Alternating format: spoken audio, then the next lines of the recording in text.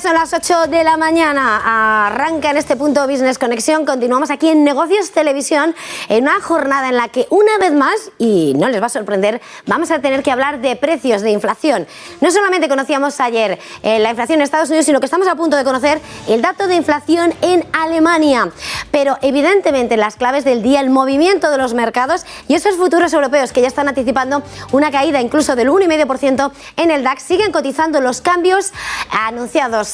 los cambios que pueden llegar con ese máximo histórico, máximo en 4 décadas del dato de inflación en Estados Unidos y el movimiento en el mercado de bonos. No me adelanto y vamos a ver esas claves del día que vamos analizando desde el primer momento aquí en esta casa. La inflación de Estados Unidos escala al 7,5% por encima esperado desde 1982. El IPC general crecía por encima de lo esperado y el subyacente lo hacía un 6%, algo más también de lo que estimaban las previsiones. ¿Qué es lo que pasa con ese dato? Se comienza a enquistar esa previsión que no gustaba y por la que decía que había que atacar la economía Jerome Powell, sobre el que tiene que actuar la Reserva Federal. Precisamente, y tras conocerse este dato, escuchábamos al presidente de la Fed de San Luis, James Bullard, hablar sobre este enquistamiento y decir que no puede ser, y dramáticamente pedía ver los tipos de interés en Estados Unidos en el 1% en julio, lo que anticiparía movimientos muy agresivos en las próximas reuniones de Jerome Powell y compañía en la Reserva Federal Americana. Si miramos el dato de inflación, no sé si podríamos ver el gráfico de cómo se ven los componentes, la aportación en la alimentación de ese dato de precios en Estados Unidos, ese dato de Bloomberg. Estamos viendo cómo esas comportamiento lo recibe cada uno de ellos. Estamos viendo energía, bienes, servicios, el comportamiento que lleva la inflación al 7,5% en una escalada y en una preocupación del mercado. La inflación, en cuanto a esos términos porcentuales, si excluimos los volátiles de energía y vemos también cómo se queda la inflación, se quedaba en un 6% frente a la estimación de 5,9%, lo que decíamos, y el combustible era el que más subía, con un crecimiento del 9,5% de incremento, mientras que el interanual lo hacía el 46,5%. Pero de lo que era el dato de inflación teníamos que ver cómo se traducía, cuál era su movimiento en el mercado de bonos. Y ahí está la segunda clave del día, que habla de un Treasury americano, de un bono americano a 10 años que escala al 2% y que, por supuesto, vivíamos con gran tensión. Este movimiento de escalada en el bono a 10 años de Bloomberg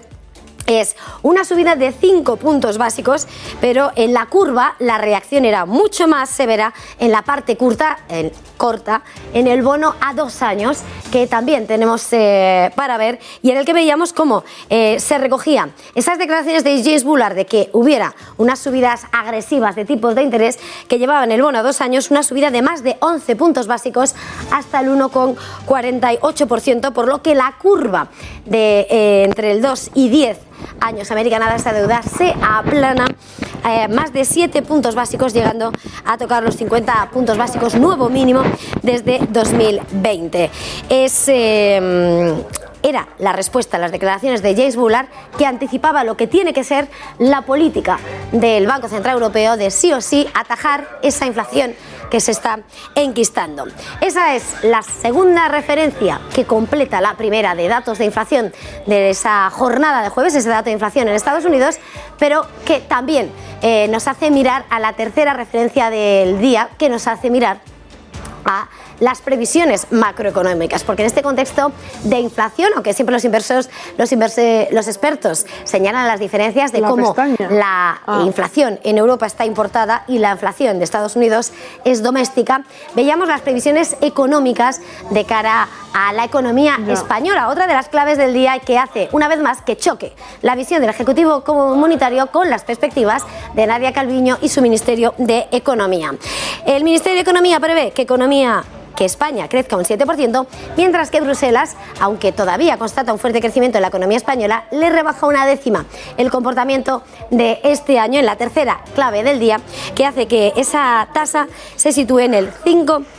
4,5%. En cuanto al crecimiento para 2023, esperan que el crecimiento sea del 4,4%. Se mantiene esa previsión, pero como decimos, muy lejos del 7% que espera el gobierno. ¿Qué es lo que espera Bruselas? Pues en este primer trimestre del año espera que puedan llegarse esos efectos adversos que se desprendan todavía de la pandemia, los efectos de Omicron, aunque aún así consideran que el crecimiento se recuperará a partir del segundo trimestre y si todo va bien, España podría recuperar esos niveles de crecimiento prepandemia en el último trimestre del año.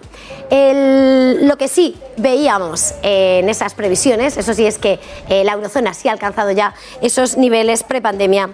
de actividad. En cuanto a los precios, a la inflación, el Ejecutivo Comunitario ha rectificado lo que dijo en las previsiones de otoño y en estas previsiones de invierno lo que señala es que la presión de la inflación se mantiene durante más tiempo de lo esperado, se están dando cuenta, no está mal,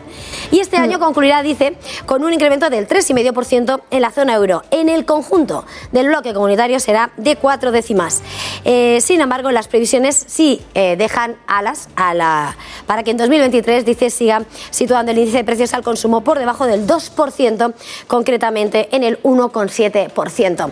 Previsiones macroeconómicas, previsiones de precios que cobran protagonismo en una jornada en la que, además, eso sí, veíamos como en esas previsiones la Unión Europea en su conjunto alcanzó su nivel de PIB anterior a la pandemia en el tercer trimestre de 2021. España espera llegarlo a finales de año y esas previsiones constatan como Omicron ha impactado más de lo que se esperaba. Con todo esto, la previsión de crecimiento se rebaja en 3 décimas para la eurozona al 4% y para 2023 en el 2,7%. Esas son las principales claves del día que cobraban